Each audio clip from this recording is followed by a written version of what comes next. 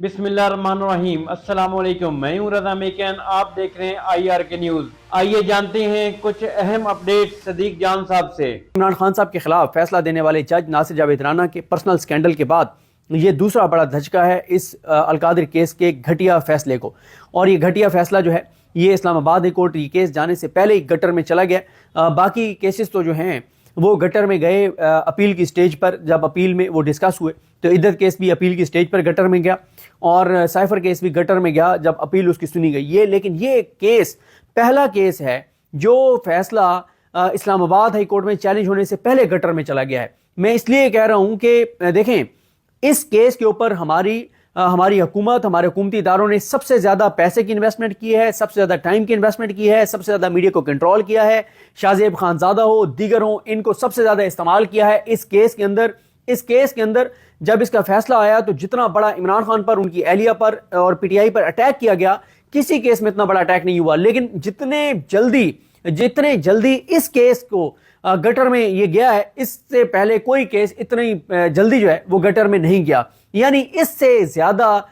इस निज़ाम के मुंह पे तमाचा नहीं हो सकता कि जिस केस में इमरान खान के खिलाफ सबसे ज्यादा इन्होंने मेहनत की, सबसे ज्यादा इन्होंने जबर बर्बरियत और फसाइयत की, सबसे ज्यादा अदालतों के बाजू मरोड़े, सबसे ज्यादा अदालतों को कंट्रोल किया, वो फैसला, वो जिस तरह से कहते हैं ना कि कब्र की मट्टी खुश्क होने से पहले, तो इस फैसले की स्याही खुश्क होने से पहले ये फैसला गटर में जा चुका है। सारा ये निज़ाम ये तबाह और बर्बाद, इनके लिए इनका सारा बयानिया तबाह और बर्बाद हो गया, इनके मुंह पे तमाचा लगा है। और इमरान खान की खुशकिस्मती देखिए कि उसके केस के फैसले के 48 से 72 घंटे के अंदर अंदर सारा बयानिया मलिया मेट हो गया है। और इसलिए अब चाबी वाले खिलौने जो हैं वो चाबी वाले खिलौने मौलवियों को साथ बिठा के और झूठी प्रेस कॉन्फ्रेंसेस करवा रहे हैं। मैं पता नहीं ये जो मौलवी हैं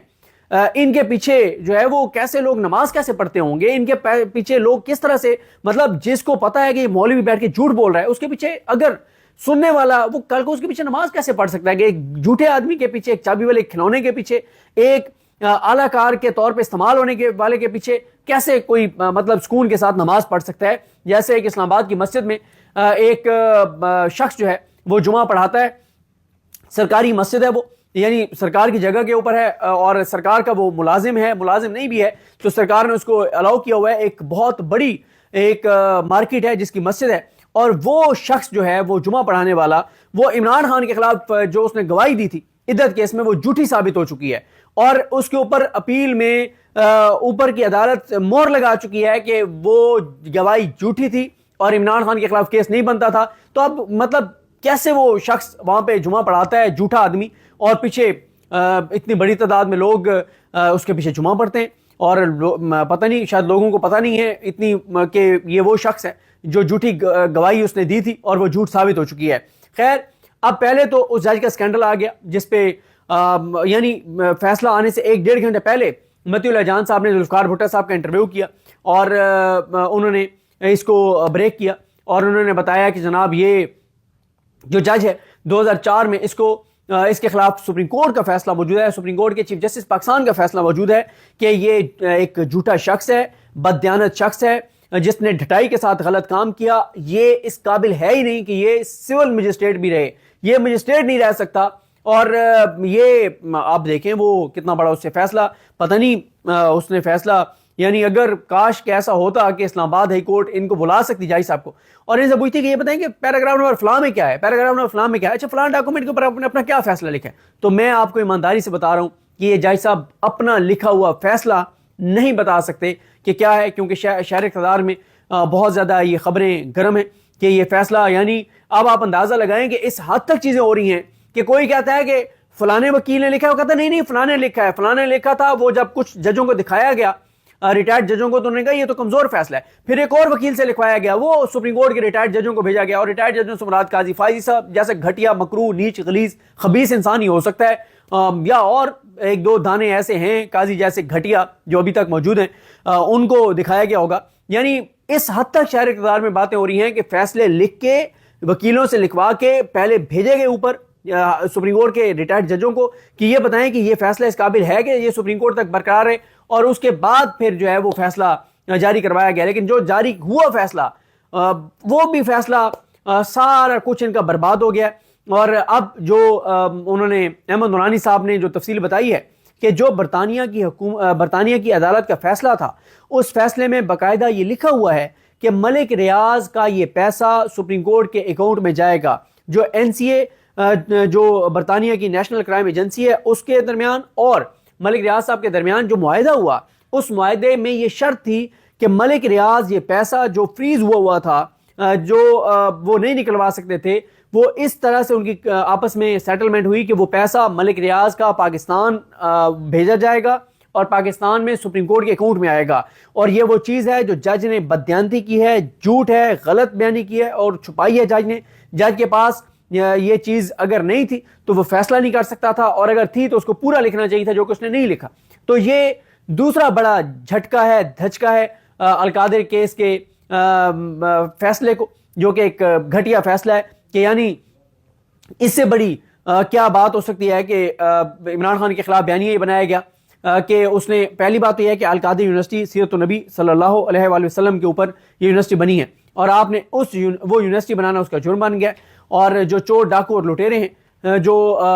چور ڈاکو اور لٹیرے جو لوٹ مار کرنے والے ہیں، ان کے سب کیسز معاف، ان کے لیے سب اچھا. اور جو سیرت النبی کے اوپر یونیورسٹی بنائے گا یہ اس کا جرم بن گیا. دوسری بات یہ ہے کہ ان کا بیانیہ تو اسی وقت برباد ہو گیا تھا جب اس کیس کا فیصلہ سناتے ہوئے جج ناصر جاوید رانا جن کو عامر فاروق صاحب کے وہ ماتحت کام کرتے ہیں، تو ناصر جاوید رانا صاحب نے عمران خان کو نون لیگ کے بنائے ہوئے 190 ملین پاؤنڈ کے کیس میں 10 لاکھ روپے جرمانہ کیا. تو وہیں سے ہی برباد ہو گیا سارا کچھ. اب یہ تیسری بڑی چیز ہے، یعنی پہلا جج کے ذات کے اوپر کہ اس کا جو اسکینڈل سامنے آ گیا، تو یہ تو جج یہ تو ہو ہی نہیں سکتا تھا جج سپریم کورٹ کے فیصلے کے مطابق. اور ایک چیز اور ہے، 3 دن سے یہ فیصلہ سپریم کورٹ کا ڈسکس ہو رہا ہے کہ سپریم کورٹ کا فیصلہ ہے کہ جج ناصر جاوید رانا جو ہے یہ جوڈیشل ورک کر نہیں سکتا، یہ اس قابل نہیں ہے، اس نے ڈھٹائی کے ساتھ یہ کام کیا، یہ کسی کا اعلی کار تھا، پردے کے پیچھے چھپا ہوا ایک شخص تھا جس کی ایما پہ اس نے وہاب الخیری صاحب جو ہیں ان کا جسمانی ریمانڈ ان کے پیش کے بغیر دیا، پھر اس نے سپریم کورٹ میں جھوٹا بیان حلفی جمع کروایا. میرا یہ خیال ہے کہ یہ جو نون کیسز ہیں، یعنی جو پبلک ڈومین میں جو عوام میں بہت زیادہ جن کے اوپر بات ہوئی ہے، وہ میاں نواز شریف کے جھوٹ کے بعد یہ جج صاحب کا بیان حلفی، یہ دوسری جھوٹی چیز ہے جو اتنی زیادہ پبلک میں ڈسکس ہوئی ہے. پہلے نمبر پہ میاں نواز شریف کہ اس نے سپریم کورٹ سے جھوٹ بولا، اور نمبر 2 یہ ہیں ناصر جاوید رانا جن کے بارے میں اتنا ڈسکس ہوا ہے، پوری دنیا میں اوورسیز پاکستانیوں نے ڈسکس کیا ہے، پاکستان کے اندر ڈسکس ہوا ہے کہ ناصر جاوید رانا جو ہیں انہوں نے جھوٹا بیان حلفی دیا تھا، وہ جھوٹ ثابت ہوا. ان کے حق میں جن وکیلوں نے جھوٹے بیان حلفی دیے ان کے خلاف کارروائی کا کہا گیا، جو ان کا عدالتی عملہ جس نے جھوٹ بولا تھا ان کے خلاف کارروائی کا کہا گیا. تو ان کی اپنی ذات کا معاملہ کنٹروورشل. دوسرا جو کنٹروورشل وہ یہی کہ یہ بیانیہ ان کا بڑھ گیا سارا، کہ کہتے تھے کہ عمران خان نے کرپشن کیا 190 ملین پاؤنڈ کی، اور جو عمران خان کو جرمانہ ہوا وہ 10 لاکھ ہوا. بھائی اگر کرپشن 190 ملین ہوئی تو آپ ریکوری بھی 190 ملین ہوگی، وہ نہیں ہوئی. اور تیسرا جو ہے وہ آپ یہ ڈاکومنٹ جو احمد نورانی صاحب نے عدالتی فیصلے سے دکھایا ہے کہ اس عدالتی فیصلے میں لکھا ہوا ہے کہ یہ پیسہ ملک ریاض کی طرف سے جائے گا سپریم کورٹ کے اکاؤنٹ میں، یہ چیز چھپائی گئی ہے. تو ناظرین یہ تھی آج کی اہم اپڈیٹ جو آپ نے جانی صدیق جان کی زبانی. اسی کے ساتھ اپنے میزبان رضا میکن کو اجازت دیجیے. اللہ حافظ. پاکستان زندہ باد.